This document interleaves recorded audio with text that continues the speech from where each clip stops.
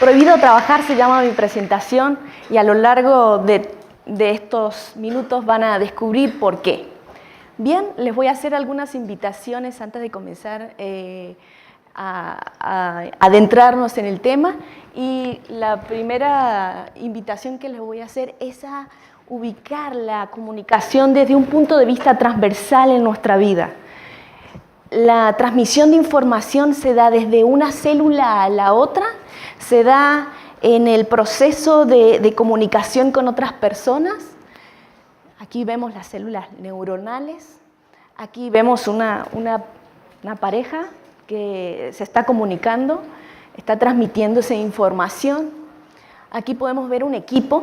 Este equipo está realmente comunicado porque tiene que trabajar, está haciendo algo juntos y evidentemente tienen una meta en común para llevar a cabo. Y les quiero hacer una invitación a ver los medios, a ver los pinceles, a ver la computadora, la cámara, los audífonos, el micrófono como meras herramientas, porque esos son herramientas. Entonces, la idea de esta mañana es llevarlos a ver la comunicación desde otro nivel. Vamos a subirnos de nivel y vamos a hablar de la comunicación como algo que realmente nos permite concretar metas, y es un don de Dios. Y se usa en todas las profesiones. Todos nosotros usamos la comunicación en todo momento de la vida, desde que nacemos. El bebé llora y dice: mamá, tengo hambre, mamá, quiero dormir, y así, ¿no? Bien, les quiero comentar que hay una estadística que mencionan que el 78% de los mexicanos no está contento con su trabajo, no disfruta de su trabajo. Y esta mañana vamos a hablar un poquito de eso también. ¿Reciben en Facebook algún mensajito como este? Uy, es lunes. Por lo general los lunes se llena Facebook de este tipo de mensajes. Hoy es lunes, pero si ayer fue viernes. Entonces les voy a invitar también a ver el lunes como un buen día de la semana, porque tenemos una misión y hay que ponerle cariño a nuestro trabajo. Dice la señora Elena White que el trabajo es la fuente de felicidad, que fomenta la laboriosidad, la pureza y la firmeza, y que además es el plan de Dios para que cada uno de nosotros encontremos una misión en este mundo que nos restaure a nosotros mismos. Por eso el trabajo es una bendición. Si le dijeran a uno, pues no puedes trabajar, ¿qué haría, no? O sea, un día está bueno, 2 días también, una semana pues puede ser, quizás un mes.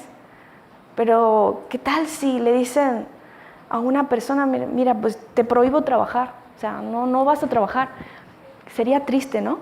O sea, yo pienso que después de 2 semanas, después de un mes, después de 6 meses, de hecho, las personas que no consiguen trabajo, después de un tiempo, pues necesitan ayuda porque están en depresión total. Aquí hay psicólogos. ¿Es así? Es así. Porque además del trabajo ser un medio de sustento financiero, un medio para subsistir, un medio para tener oportunidades de recibir atención médica y sustentar la familia, el trabajo es una fuente de satisfacción. Hace algunos años, en 1925, Ludwig von Bertalanffy se puso a reflexionar acerca de los sistemas y encontró en la biología una forma para explicar la realidad. Y desarrolló una teoría que tiene que ver con las matemáticas, que tiene que ver con la ingeniería. La teoría de los sistemas aborda muchas áreas, es interdisciplinaria. Y esta mañana la vamos a ver desde el punto de vista de la comunicación. Ludwig von Bertalanffy dijo que cuando él planteó esta teoría, lo trataban de iluso o de poco realista su propuesta en su teoría, ¿no? Pero él propuso una teoría general para ver la vida y especialmente las ciencias sociales. Hasta entonces el positivismo imperaba, el método positivista de investigación que es mayormente cuantitativo para los que estamos viendo métodos cuantitativos y cualitativos. El positivismo abordaba la ciencia desde una forma muy mecanicista, quizá matemática exacta, y las ciencias sociales estaban excluidas de toda esa forma de ver mecánicamente lo que sucedía. Entonces, a partir de Bertalanffy, la organización puede verse, una organización puede verse con puntos de entrada y de salida, con un proceso de por medio, ¿no? En este momento, todo lo que hemos nacido en este momento del mundo, ¿no? La historia que nos toca vivir, estoy seguro de que todos hemos visto esta teoría en algún momento, pero no nos hemos puesto a reflexionar exactamente en estos términos. La teoría de los sistemas propone una conexión de elementos con su entorno, habla de sistemas cerrados y de sistemas abiertos, y en este sentido también la arquitectura fue afectada, la psicología también. La teoría sistémica, para hablar de psicología, pues bebió todo lo que Bertalanffy propuso en algún momento, ¿no? Entonces, a partir de ahí, pues estamos hablando de conexiones, de sistemas, y aquí ustedes pueden ver, por ejemplo, el tráfico de Internet en Lisboa. Este es el tráfico de Internet en Lisboa, y pueden ver exactamente cuáles son las vías. Y si lo ponemos en términos biológicos, podríamos decir que incluso hay arterias, que hay puntos desconectados y que hay otros puntos que tienen más conexión. Este, por ejemplo, pues es una imagen que resume los tweets acerca de Obama, del presidente Obama en Estados Unidos, pero también puede verse como un sistema, como un sistema casi biológico, con vida. Y realmente así es como la ciencia comienza a ver los fenómenos psicológicos, sociológicos, desde un punto de vista congruente con la biología y que se resume en imágenes como estas. Esta, por ejemplo, es una ciudad. Esta imagen, pues la estudian los arquitectos cuando estudian urbanismo. Pero también, no sé si recuerdan o escucharon hablar a un arquitecto en términos de, es que ese es el pulmón de la ciudad. Es que lo que pasa es que este otro lugar, es el corazón de la ciudad. Es que esa calle o esa avenida es la arteria principal de una ciudad, de tal o cual ciudad, ¿no? En Ciudad de México sería el periférico, en Monterrey sería Garzazada, o pues yo la verdad no tengo mucha ubicación espacial, pero recuerdo que esas son una de las avenidas principales de estas ciudades. Pero vean cómo esta imagen resume desde un punto de vista biológico el funcionamiento. Lo mismo se puede aplicar a todos los procesos sociales. Bueno, Les quiero contar que hace un tiempo, no muchos años, Jesús Galindo, que es uno de los pensadores mexicanos e investigadores de mayor trascendencia en México, también bebió la teoría de los sistemas y propuso el concepto de ingeniería social.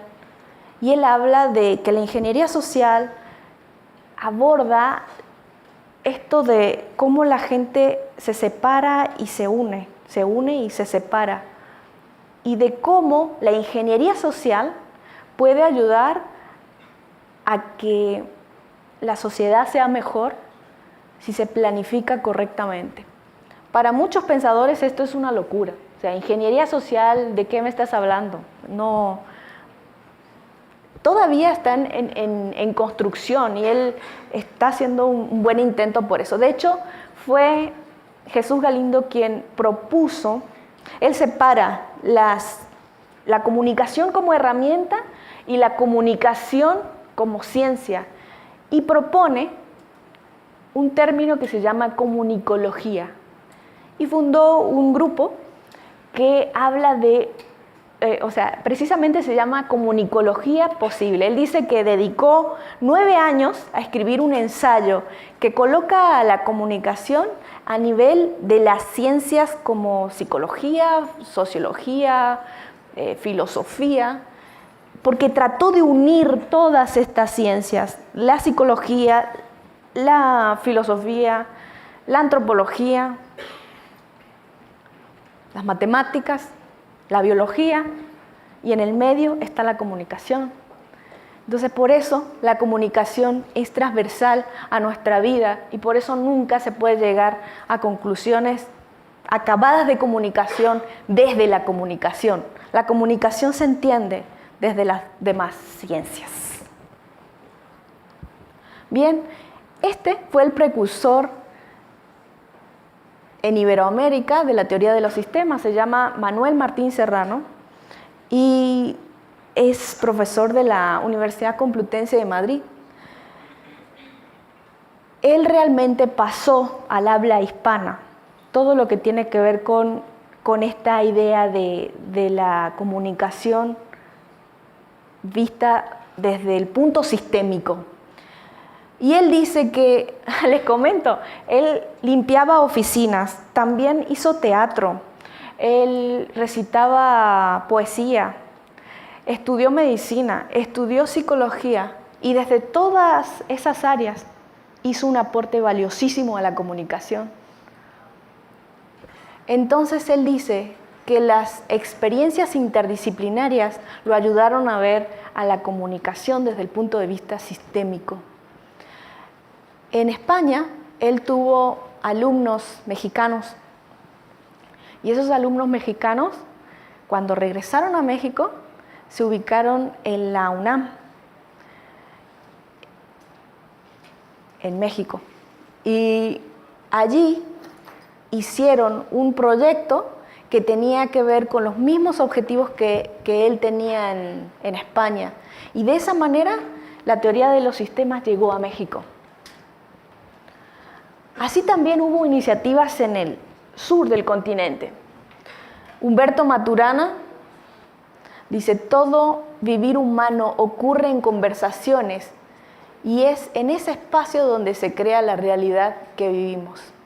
También él fue el que dijo que conversamos poco porque la comunicación, teniendo en cuenta que yo soy una unidad completa y la persona con la que dialogo es una unidad completa, cuando ocurre la comunicación hay una tercera dimensión que hace que una unidad se pueda aliar a otra y generar otro nivel de comunicación. Uno de sus mayores aportes fue hablar de la comunicación desde el punto de vista del que observa. Y resulta que él, haciendo experimentos con un macaco o con un mono, quería determinar en qué punto el macaco podía reconocer la diferencia entre una cruz y un círculo. Y se dio cuenta que después de 25 veces que él colocaba la comida en la cruz o en el círculo, el macaco ya no se equivocaba más. Pero a partir de esas experiencias biológicas, llegó a conclusiones de la comunicación. Y entonces fue que él dijo que la comunicación depende mucho del que observa. O sea, yo veo el mundo desde donde soy, desde donde estoy, desde un punto de vista. O sea, no puedo verlo desde otra manera, sino simplemente desde donde estoy, desde el que observa. Y también agregó el concepto de autopoiesis. Nosotros como seres humanos nos autorregeneramos y las sociedades se autorregeneran. Claro que todas estas perspectivas están vistas desde un punto de vista evolucionista y es por eso que necesitamos que todos ustedes también hagan aportes desde nuestra fe.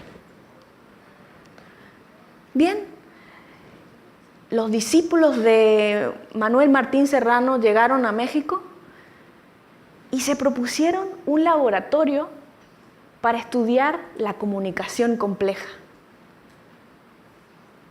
La comunicación compleja se deriva del pensamiento complejo y el pensamiento complejo se deriva de la teoría de los sistemas que tiene origen finalmente en los planteamientos de Bertalanffy. El laboratorio de comunicación compleja aborda la comunicación desde su complejidad, que no tiene nada que ver con complicado, sino simplemente con la complejidad. Y lo que hacen en este laboratorio, por ejemplo, es estudiar casos en comunidades. Había una comunidad indígena en México que no podía vender sus quesos. Resulta que los quesos no tenían un proceso higiénico y este laboratorio con 8 personas se desplazaron al lugar y estudiaron, a ver, ¿cómo hacen el queso? Y mucho gusto, yo soy al tú por tú. Soy Telma, tu nombre, supongamos, ¿no? Tu nombre es Pancracia o como sea. Cuéntame tú cómo hacen los quesos.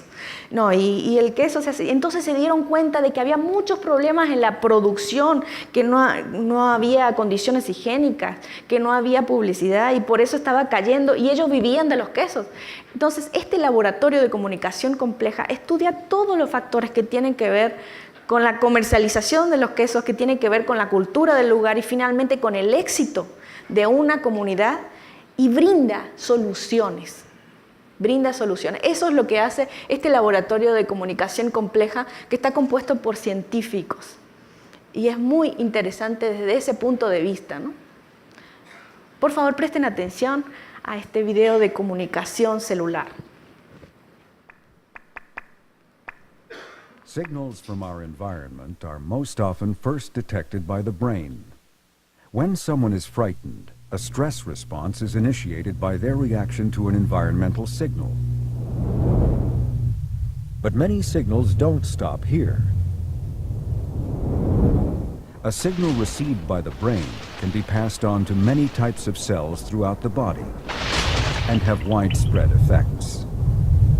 Signals get sent around the body by traveling through the nervous system or bloodstream, going from cell to cell. You could think of the cell's sole purpose in life as keeping signals going or initiating new ones in response to the environment. Once a signaling molecule from the bloodstream reaches a cell and docks, the signal is passed into the cell. Like a miniature mousetrap game, the cell is filled with complex contraptions called proteins that bump and nudge each other to keep the signal going until it reaches its target.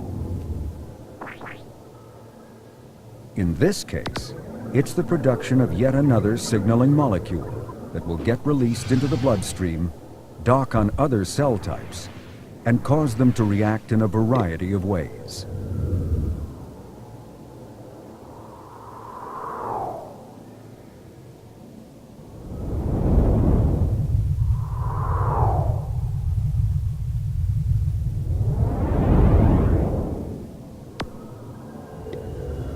The signal-passing machinery inside the cell can look and work very differently, depending on the intended effect.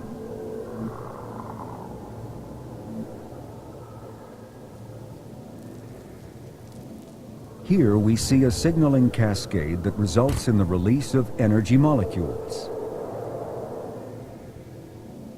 Once liberated, they are sent on their way via the bloodstream to power cells in another area of the body.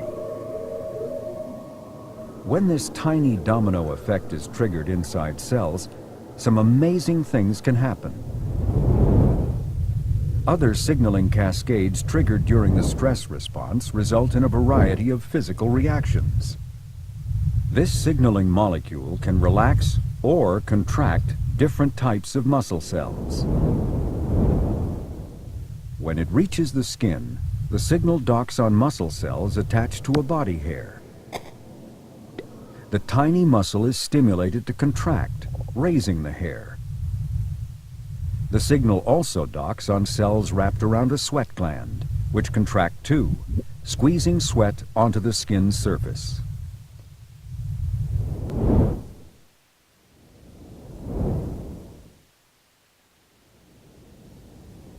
In the lungs, the signaling molecule docks on muscle cells wrapped around bronchioles. But these cells relax instead of contract to allow more oxygen into the blood. Because the protein machinery inside each kind of muscle cell is different, this single type of signaling molecule can cause both relaxation and contraction. Many signaling molecules work this way.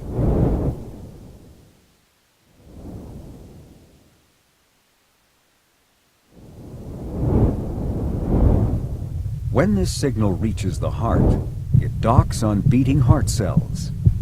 Their response is to beat faster. Blood pressure goes up, and the signaling molecule is rushed on to still more cell types around the body. Constantly and in concert, cells must send and receive a myriad of signals. Cell communication is vital to keeping the body alive. Así como funciona el cuerpo, puede verse desde un punto de vista matemático, netamente mecanicístico, o sea, referente a cómo, y de hecho así le decimos, ¿no? El aparato digestivo, el aparato fonatorio, el aparato como una máquina en términos cuantitativos, o podemos verlo desde el fluir de las cosas como algo que está netamente relacionado. Y creo que ese es el aporte más importante de la teoría de los sistemas. Hablar de la comunicación, hablar de los procesos sociológicos como algo en continuo movimiento. Ahora les comento, ya no se habla de mensaje y recepción, sino se habla de un flujo, porque ustedes mandan un mensaje por WhatsApp y el mensaje nunca se termina. O sea, no es que te mando una carta, tú me mandas otra. No, está ahí. O sea, se despiden y al rato de nuevo. Es un flujo comunicativo. Ya es difícil determinar el momento en que una comunicación comienza y otra termina. Entonces, esta teoría aborda y afecta nuestra vida desde el punto de vista arquitectónico, desde el punto de vista social. En este momento hay miles de sistemas funcionando aquí y eso es lo maravilloso, también verlos desde el punto de vista de la comunicación, del arte y del diseño. Aquí vemos una comunicación celular, por ejemplo, y les quiero comentar que así como una persona se conecta con otra y a veces no hay manera de establecer un punto en común en la comunicación, muchas veces con las células pasa lo mismo. Si esta célula se conecta con esta otra y químicamente no hay compatibilidad, les comento que esta célula se acerca a la otra y se produce una secreción química que hace que encaje o no. De la misma manera, la comunicación con las personas, la comunicación con las empresas, la comunicación de un país con otro, tiene que ver con este proceso también. Y es increíble cómo la comunicación desde el punto de vista biológico nos aporta un enriquecimiento fantástico desde esta perspectiva. Bien, hay otro pensador importante y trascendente desde el punto de vista sistémico aquí en México y se llama Jorge González Sánchez. Y él hace un aporte de la teoría de los sistemas sin proponérselo, porque es como un modelo que tiene integrado, pero él trabaja la cibernética y dice que su sueño, el sueño de Prometeo, es crear redes y sistemas de información que abran camino para la creación de comunidades emergentes de comunicación como forma alternativa y para generar pensamiento crítico. Él dice que si las comunidades tienen un centro de investigación, pueden abordar los problemas que tienen desde su misma plataforma y de esa manera generar un pensamiento crítico más elevado en la sociedad. Está súper loco Jorge González Sánchez. Creo que se van a divertir mucho si exploran sus conferencias. Bien, este es el padre del pensamiento complejo, se llama Edgar Morin. Y Edgar Morin realmente aborda la complejidad igualmente desde el punto de vista de la teoría de los sistemas, y él deja muy en claro que lo complejo no es complicado, simplemente hay que desenmarañarlo, y nuestro desafío es abordarlo desde las diferentes áreas. Él dice, cada vez más a menudo se dice, esto es complejo para evitar explicarlo, pero es necesario hacer una ruptura y poner de manifiesto que la complejidad es un reto que el espíritu puede y debe conquistar. Si entran a la página edgarmorin.com, van a encontrar que él realmente ha desarrollado una escuela, maestrías, doctorados en pensamiento complejo, y es de aquí que bebe el Laboratorio de Comunicación Compleja de la UNAM todo lo que tiene que ver con la comunicación compleja, que es transversal. Bien, el hombre, vamos a hablar ahorita de la necesidad del hombre de crear. Les pongo una frase de Platonov que dice: la felicidad del hombre es un sentimiento de placer por su actividad que reporta provecho a otros. Es un sentimiento de poder creativo engendrado por el trabajo creador.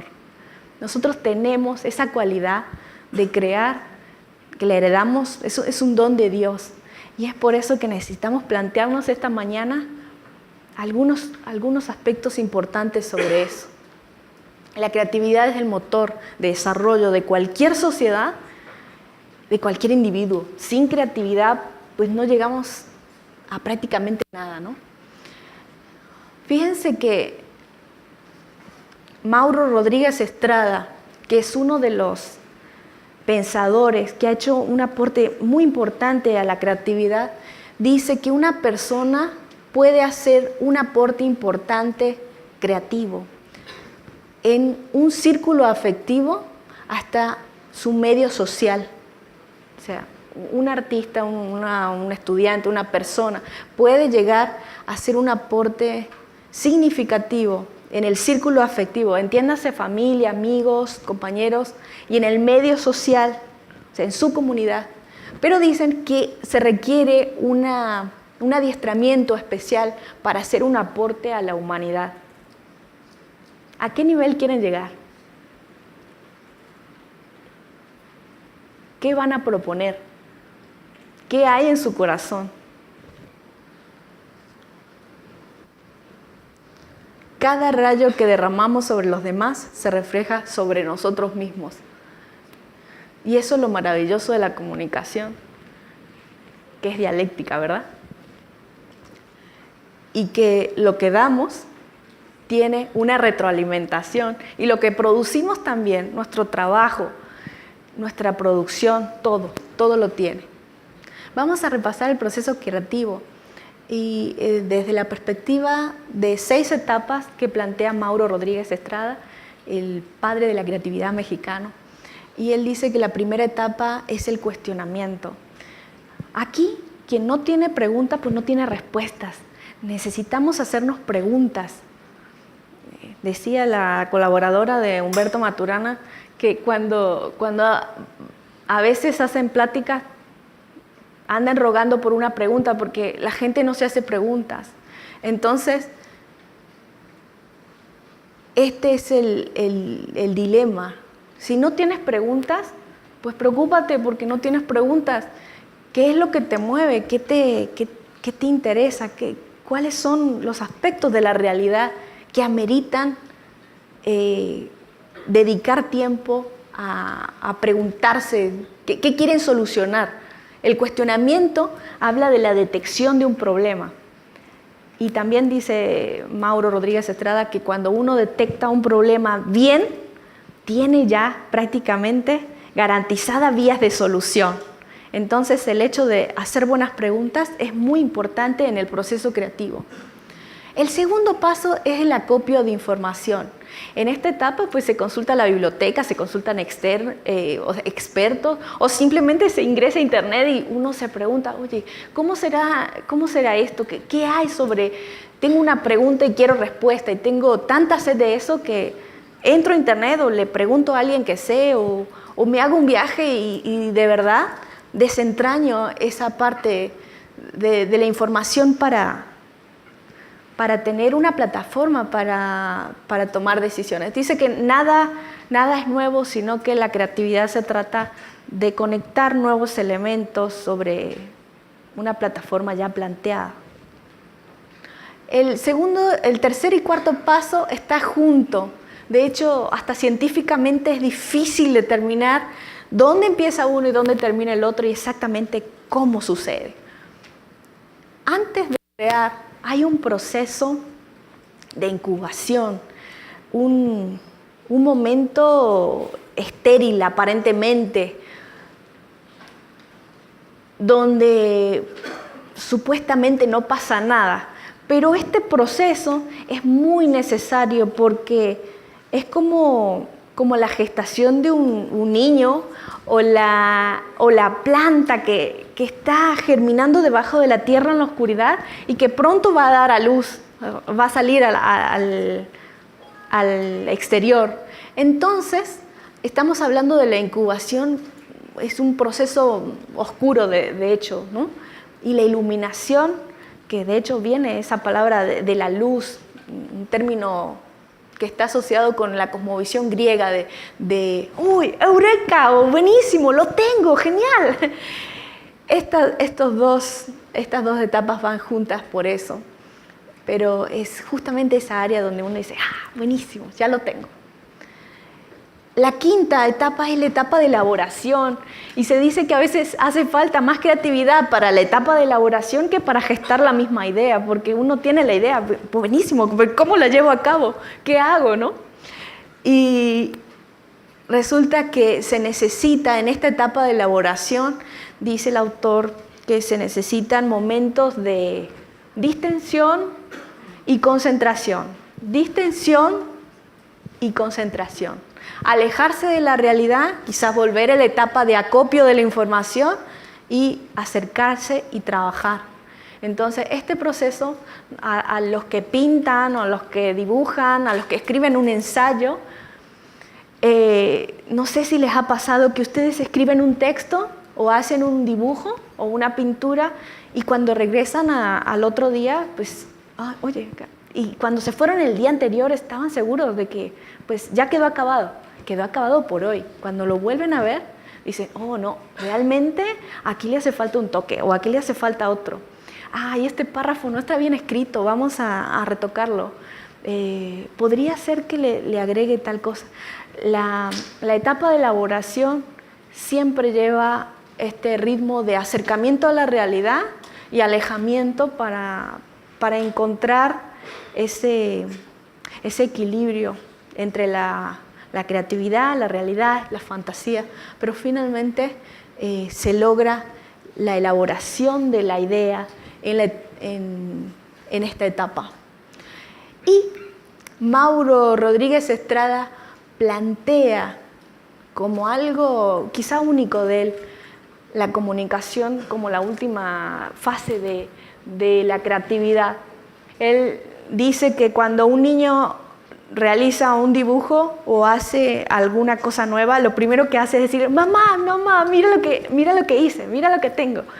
Y entonces eso es un proceso natural de un niño, pero nosotros como seres humanos, cuando tenemos algo, ¿quién va a hacer un cuadro o va a hacer una pintura o va a hacer un video espectacular o va a hacer un programa de radio espectacular y lo va a guardar y no se lo va a contar a nadie? Pues le falta algo, ¿no? Si hago algo valioso, realmente bueno, tenemos que comunicarlo, porque lo bueno pide comunicación.